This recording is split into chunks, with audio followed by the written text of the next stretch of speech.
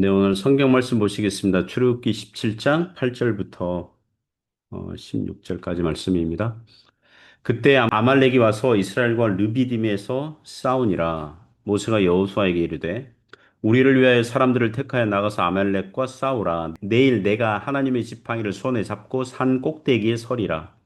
여호수아가 모세의 말대로 행하여 아말렉과 싸우고 모세와 아론과 훌은 산 꼭대기에 올라가서 모세가 손을 들면 이스라엘이 이기고 손을 내리면 아말렉이 이기더니 모세의 팔이 피곤함에 그들이 돌을 가져다가 모세의 아래에 놓아 그가 그 위에 앉게 하고 아론과 훌이 한 사람은 이쪽에서 한 사람은 저쪽에서 모세의 손을 붙들어 올렸더니 그 손이 해가 지도록 내려오지 아니한지라.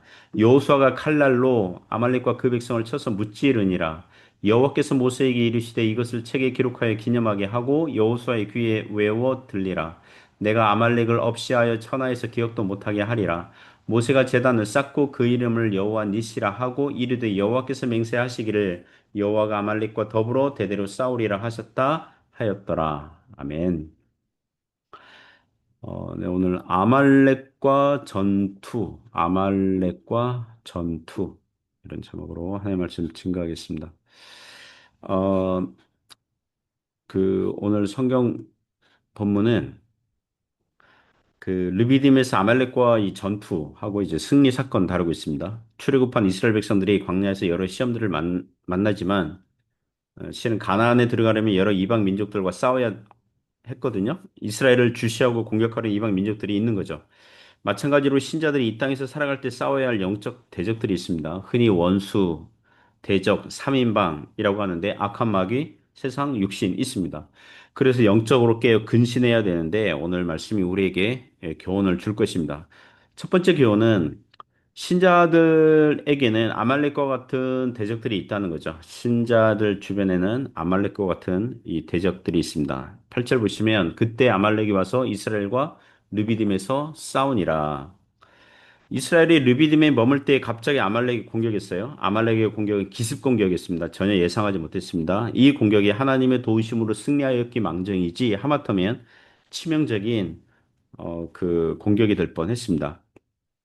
아말렉에 대해서 이렇게 검색하고 찾아보니까 아말렉은 아브라함의 손자 에서의 손자예요. 그러니까 에서의 손자.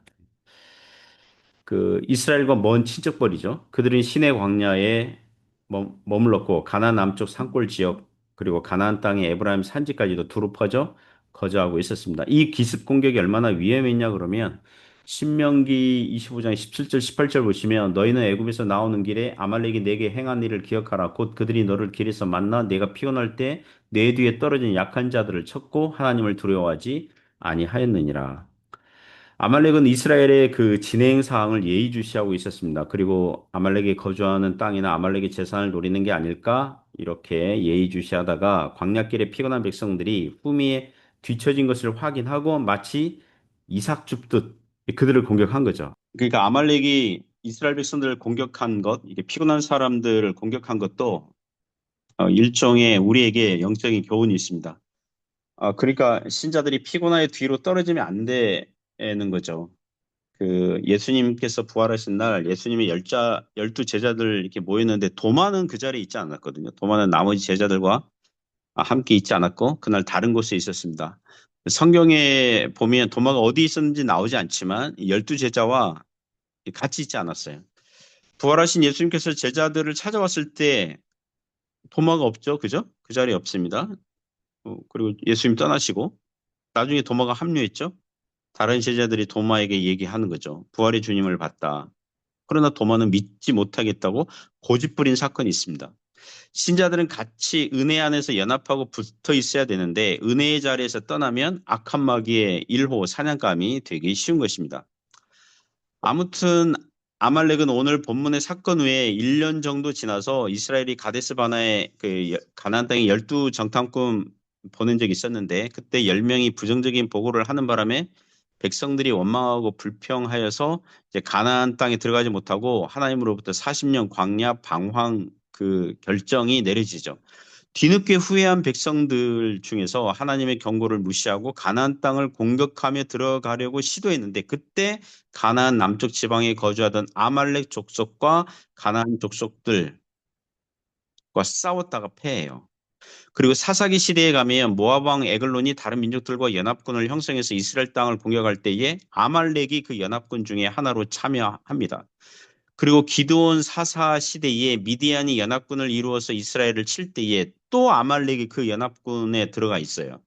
그리고 사울 왕에게 하나님께서 아말렉을 멸하라고 하셨는데 사울 왕이 아말렉 왕과 살찌고 기름진 가축대를 전리품으로 살려주고 가져오는 바람에 하나님께 야단맞은 일이 있죠. 그리고 다윗이 도망자 시절에 블레셋 땅으로 가서 시글락이라는 마을에 거주할 때에 다윗과 부하들이 이제 그 블레셋이 이스라엘과 전쟁하려고 하니 거기에 참여 이슈로 참여 문제로 마을을 떠나 있을 때 아말렉 사람들이 와서 이 시글락 마을을 불사르고 어, 다윗과 부하들의 그 가족들을 포로로 잡아간 사건이 있게 됩니다. 그리고 히스기야 왕 시대에 문자적으로 아말렉을 다 멸하게 되죠.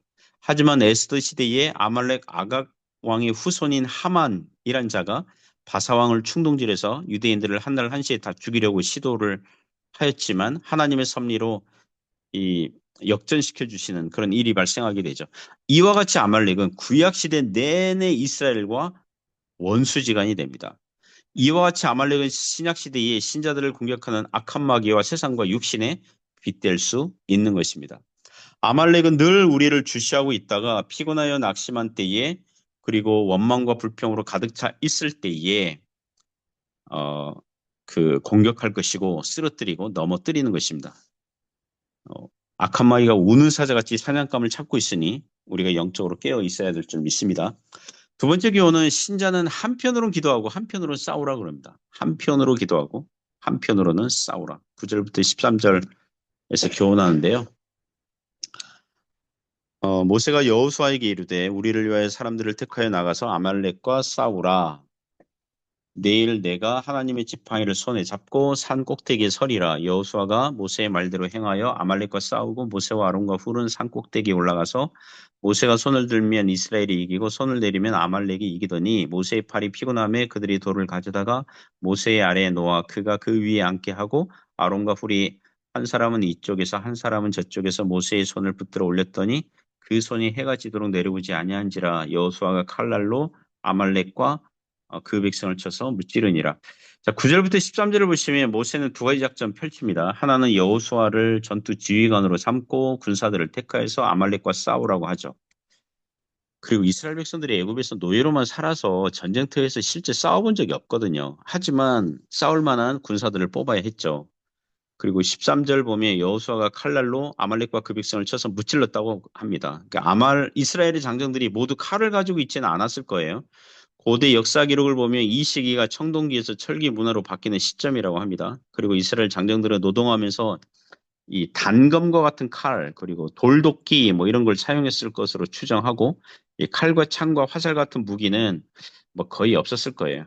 혹시 홍해에서 애국 군사들이 물에 몰살당할 때 부산물로 얻은 칼과 창과 뭐 활이 있었는지 모르지만 확실하게 전투 무기는 많이 있지 않았을 겁니다. 자, 다른 작전 하나는 전쟁하는 동안 하나님께 기도하는 것이었습니다. 9절 보시면 모세가 산에 올라가서 하나님의 지팡이를 손에 잡고 기도하겠다고 하거든요. 주님의 일도 이와 같이 영적 전쟁터에서 직접 싸우는 자들이 있고 후방에서 기도하는 자들이 있어요. 교회는 한편으로는 기도하고 한편으로 영적 전투를 수행해야 하는 거죠. 10절에서 모세는 아론과 훌이라는 동력자들을 데리고 산꼭대기로 갑니다. 여기서 훌은 유다지파 출신이고 그 훌의 손자가 나중에 장막 만드는 장인 브살렐 이렇게 나옵니다. 또 1세기에 요세푸스라는 유대인 역사가가 이 훌이 모세의 누이 미리암의 남편이라고 주장하는데 성경 안에서는 그 증거는 없습니다. 다만 믿음이 좋은 그리고 나이도 모세와 아론 정도쯤 되는 어른이었을 겁니다.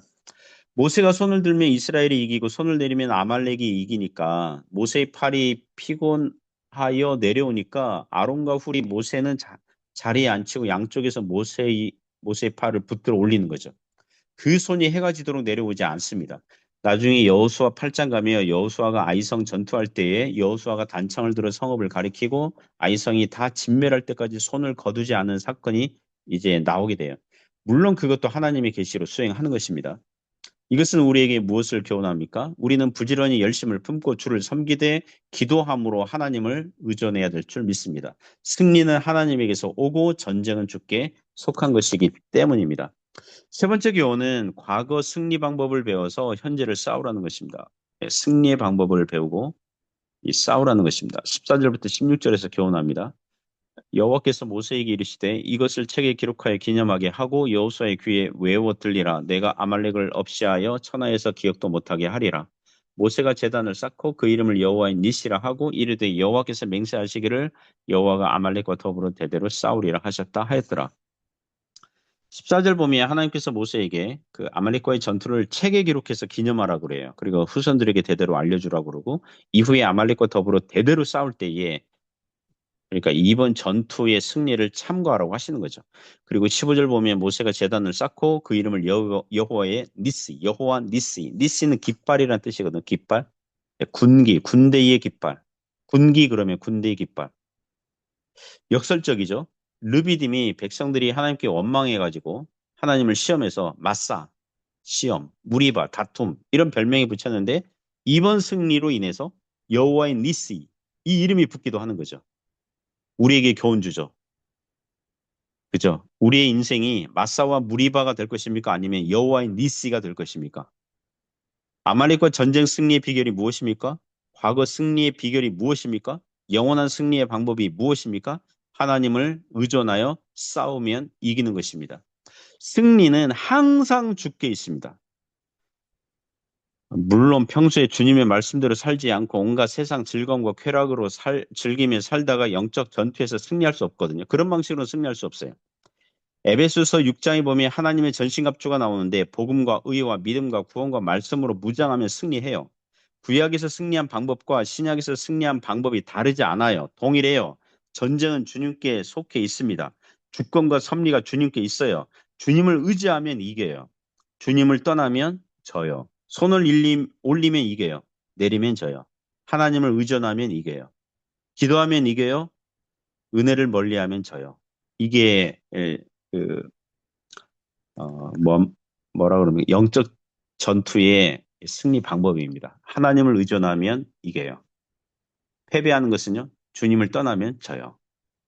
그러므로 사랑하는 성도 여러분, 우리 주변에 영적 대적들이 있죠. 마귀와 세상과 그 육신이 있습니다. 예, 철천지 원수예요. 타협할 수 없습니다. 예수님께서 내 원수를 사랑하라 할 때 여기에 해당하지 않아요. 이 마귀와 세상과 육신은 타협할 수 없는 싸움 해야 돼요. 영적 싸움 해야 돼요. 어떻게 이길까요? 주님을 신뢰함으로, 의지함으로, 붙들므로 이기는 것입니다. 그런 은혜가 있기를 주님의 이름으로 축복합니다.